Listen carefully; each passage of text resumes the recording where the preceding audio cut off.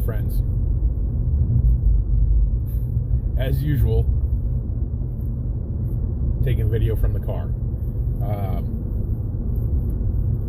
And I'm not doing as much video as I have been trying to do. As I guess I've stated in earlier videos, it's been a busy time of the year. Fall is always busy for me. All the events that are going on, all the things people have scheduled that they want us to come out to or help them plan. I've been crazy busy all week trying to take care of a few things. It's Friday, and like I was talking about last Friday, it is not the end of my week again. Normally, Friday would lead me into a weekend of relaxation. I have to be up early again tomorrow morning. Not as early, but still have to be up again tomorrow morning for a event that is going on in the city I work for. Big parade. I will be helping block traffic.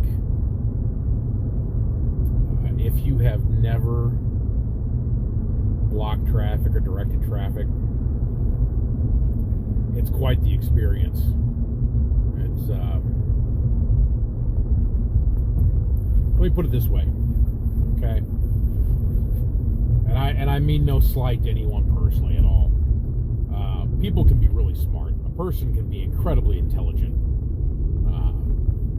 Absolutely amazing. I know some incredibly intelligent people, some very smart people much smarter than myself. People as a whole are big, dumb animals. And when you try to redirect the herd, oh Lord, it's a mess. So for all my brothers and sisters out there who have directed traffic as part of their job, my heart goes out to you every time that you have to. I mean, I've been hit by cars a couple different times. Luckily, nothing serious. It's been some pretty close calls. So, but anyway, tomorrow shouldn't be as bad. Rerouting traffic for a parade. We'll see. But yeah, get up early in the morning, put my uniform on. We'll get to it. So, I actually have a topic today that I want to talk about.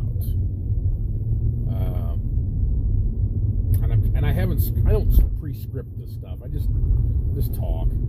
That's how I do business. In particular, today I want to talk about fear. I'd like to talk about how fear has become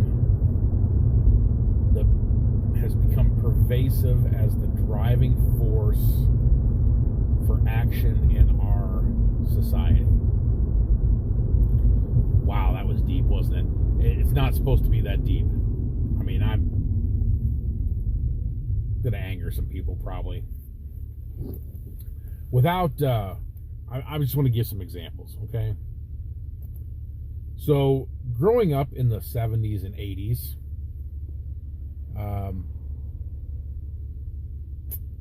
fear, which is really kind of funny because, you know, the Cold War and we were all going to be evaporated because of nuclear war, and if anybody did survive, you were going to have to try to get through nuclear winter, and we were going to ruin the world. I mean, that's what I remember growing up. Heck, I remember where I grew up, we actually had the missile silos in the fields, and that was normal. Drive by, and I remember asking my folks, what is that out there in that field? I mean, it's been there ever since I can remember as a kid. And they'd be like, well, that's where the missile silos are. Like it's nothing. Like that's normal. For me, it was normal. I mean, missile silos.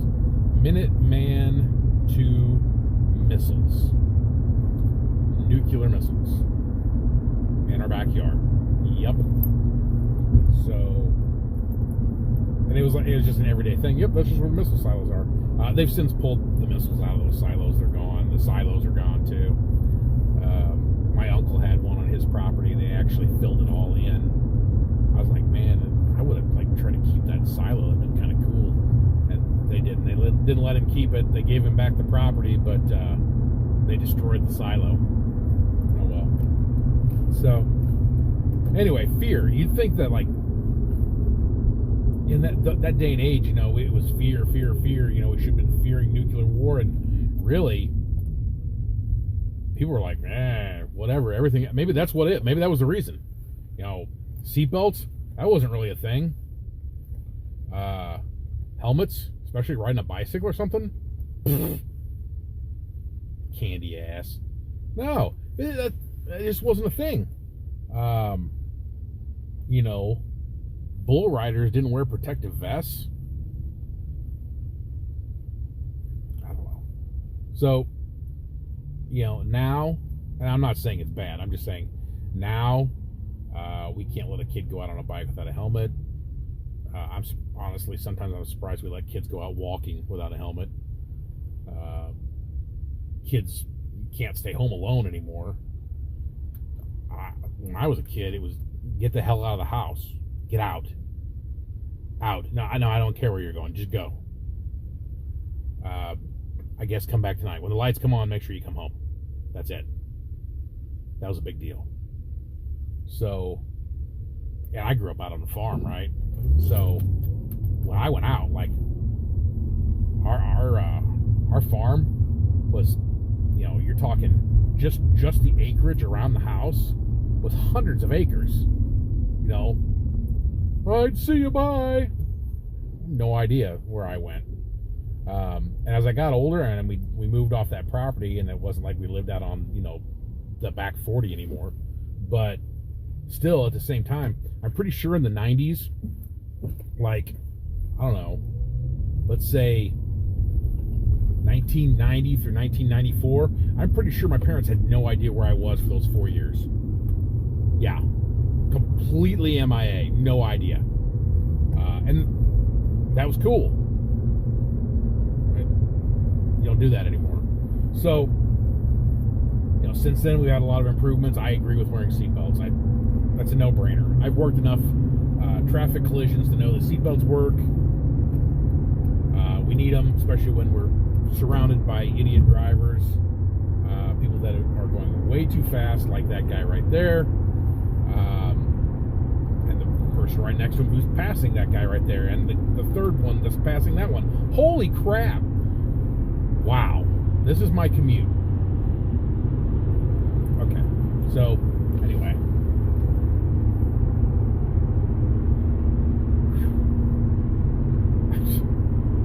I'm only on this portion of the interstate for 2 miles. Thank God.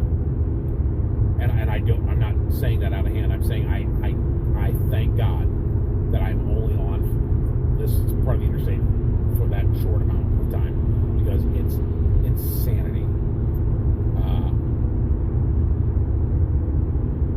I watch so many people have near misses, and I've been involved in so many near misses on this stretch. I mean, you really have to be on it, and that's why I'm not trying to look at the camera or anything. Just talk. You guys have to get the good side of my face, I hope.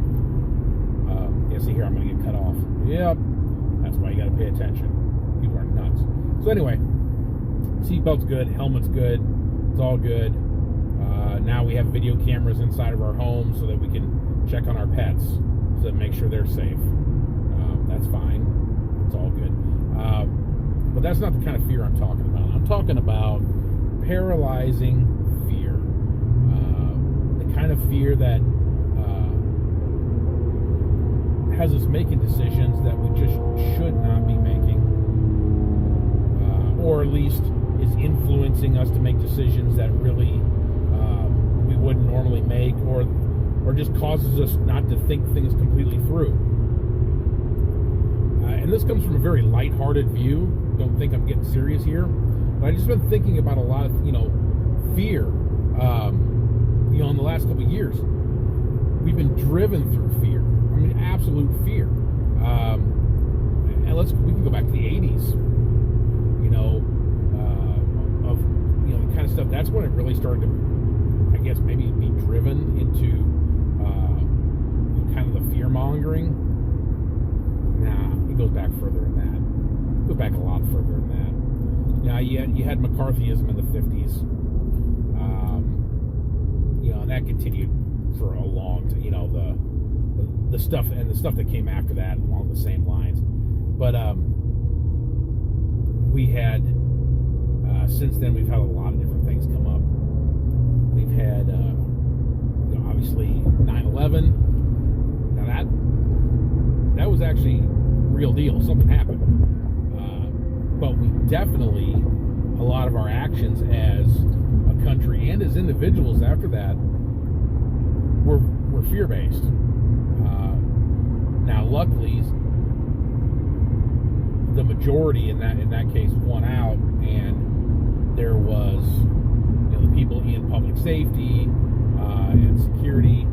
They worked really hard to get it down to a base of what was really at the heart of it, and what was, I don't know if you guys heard that. Somebody on a Japanese sport bike being obnoxious. Anyway, so fear. 9/11. That was bad, and luckily we took action and we're still doing a very good job, I think, of watching our country. Although I don't want to get too political. I think our borders are a little bit loose right now, and I'm not just talking about one border. I'm talking about both of our borders, a little loose. I'm glad I don't work on them. I'm glad I'm right in middle America. Like it makes a difference sometimes, but I digress. Most recently, we had, I guess not most recently, but very recently, we had the COVID, right? I cannot, and I know that I'm going to trigger somebody on this one, but the sheer amount of fear driven by the media was ridiculous. I don't care if you're a vaxxer, anti-vaxxer, whatever theory you have about where this disease came from, etc., etc. I don't care. If you cannot open your eyes and see that this was a situation driven by fear and fear-mongering, then I don't know what to tell you. I don't. Open your eyes. People got paid. There was money changing hands, and some people made out like bandits and still are. All right, and I'm not going to go into conspiracy theories. That's not what my channel is all about. But I want to pack it into what made me think about this. Now, obviously, I'm still doing the real estate thing, right? And I've made a few mentions of how the interest rates have changed, the housing supply, this and that, has made a difference in how some things are working. And this is what made me think of fear and how our society is being driven by fear. I know that sounds really, really almost ridiculous that I went from COVID and 9/11 to real estate, but I think if you put it together, it's all being fear driven, right? We had a market that was exploding. Okay, everybody knows it. No one will deny that the price of housing ballooned. It absolutely exploded, and then we started hearing things about this. Oh, we might have a recession. Oh, and this and that, and the supply chain. okay, yeah, some things are hard to get right now. Listen, at this point, first world problems. We're good. Right? I just passed the Texas Roadhouse. I can go get any kind of steak I want right now. First world problems. Supply chain, we're good for the most part. You might have to wait a little while, big deal. Right? But all of a sudden, we can start changing the interest rates. And once again, I'm not trying to conspiracy theory this, but we stop the balloon, the explosion of pricing. Okay? And now all of a sudden, which honestly, I think it's a good thing. I'm just gonna lay that out there. It's a good thing. I don't think that the rates right now are a horrible thing. I remember buying my home 20 years ago. The rates aren't much higher than they are now. So here's the thing. This is what you have to remember, and every realtor will tell you this, or at least they should. You marry the house, you date the rate. Okay? That rate is not permanent. It's called refinancing. Right? Historically, your the interest rate's going to drop in 1.5 to 2 years, okay? And right now you have people that they're like, oh man, I'm gonna wait to sell my house. Because I'm gonna wait and see what happens. You don't have to wait. And I'm not trying to win your business. I'm just telling you, you don't have to wait if you want to sell your house. Right now, there is still a good drive to sell homes. Homes are selling pretty quickly. You're not going to lose out by selling your home. Since I'm in Missouri people, listen up. In the last 5 years, the average increase in value of your homes, is 59.7%, almost 60%. You're not going to lose on the value of your home. And for those people who are afraid to buy, fear. It's just fear. Because that rate, I can't tell you how many times I refinanced my home before I paid it off. I mean, at least three times, I think, maybe 4. And I ended up with a ridiculously low rate towards the end. And that's how I was able to pay it off. So, I mean, paid it off fast at that point. So if you're worried about buying a home, but what I'm getting around to is buy a home, sell a home, whatever it is. I want to get past fear. All right? Fear is what's driving so much of our society today. Politicians lead with fear. Right now, I can tell you, like, with crime rates, I'm not trying to give you fear out there, but crime rates are going up. There's some reality there, the things that they don't want you to be afraid of. Some people don't want you to be afraid of the fact that we have an extreme shortage of police officers. And when I say extreme, man, I mean we're in trouble. We're in big trouble. My department's fine right now because we're a smaller department. We do some really great recruiting, if I do say so myself. But what's important about my department is we're still very much in touch with our community, and we recruit people to stay with our department. We're not turning people over all the time, which helps. These metropolitan areas, I just saw the other day, Seattle and New Orleans both, $30,000 signing bonuses for new police officers. That's insane. I saw some small towns the other day out in the Southwest, $20,000, $25,000. I've seen some rural departments here in Missouri that are offering $5,000 and $6,000 signing bonuses. Wow. So if you notice, you don't hear a lot about it. You hear a little bit about that in the media here and there, but if you're not in police circles, you're not hearing much about it. I've heard a blip about it here and there on the internet. I don't hear much about it on our local news. I haven't heard much about it on the national news. So that's something that people really should be thinking about. Not that their interest rate went up a couple points, or that their house, they're not going to get an obscene amount of money for it like they would of a year ago, but you're still going to end up making a ton more on it.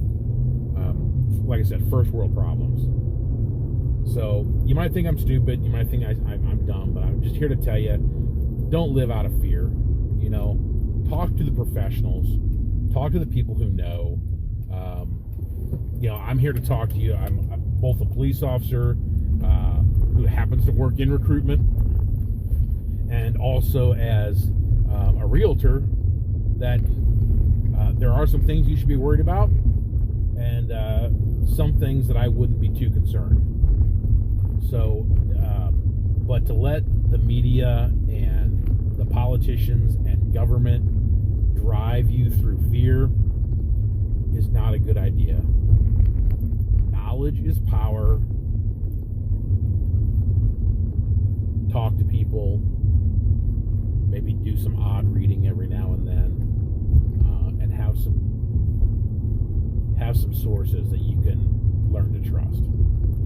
So, all right, folks. We'll see how the weekend goes. Maybe I can get another video out. I hope so. I hope you take care. Be safe. No fear. All right. If I don't see you, or if you don't see me, have